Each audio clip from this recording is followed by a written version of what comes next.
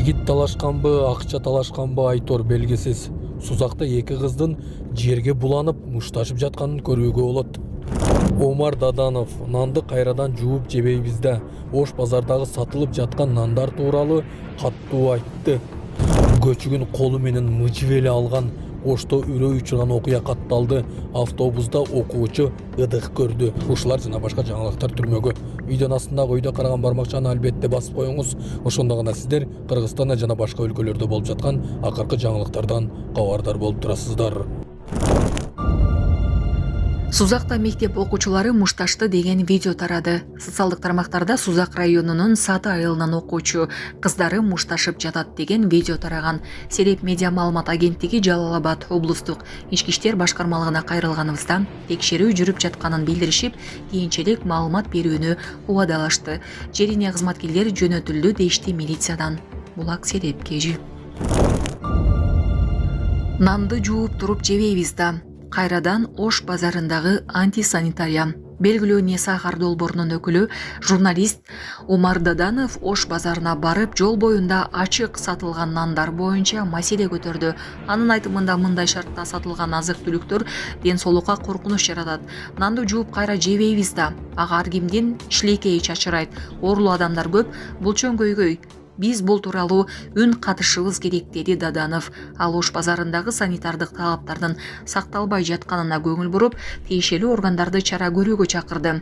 Күн сайын миңдеген адамдар өтүп, ушул жерден нан алып жатышат. Бирок анын кандай шартта сатылып жатканы эч кимди ойлонтпойт деп белгиледи журналист.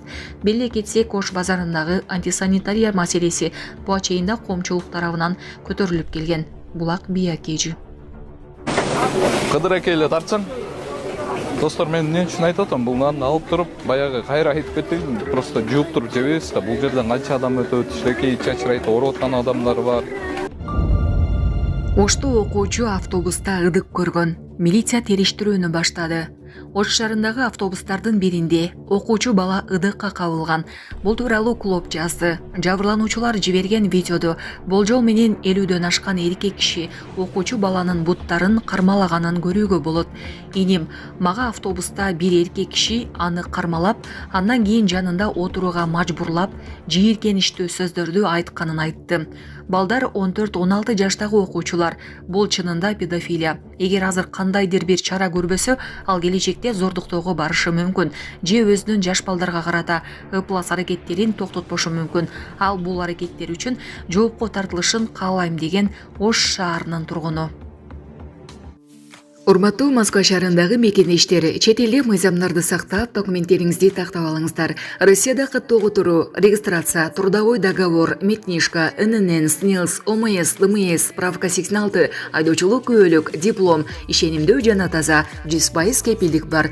Документтик иштерди кандай көйгөй жаралса, бизге кайрылыңыздар. Эң башкысы чек арага кирди чыкты кызматыбыз бар. Толук маалымат алуу үчүн +7 968 353 95 34 номерине байланышыңыз.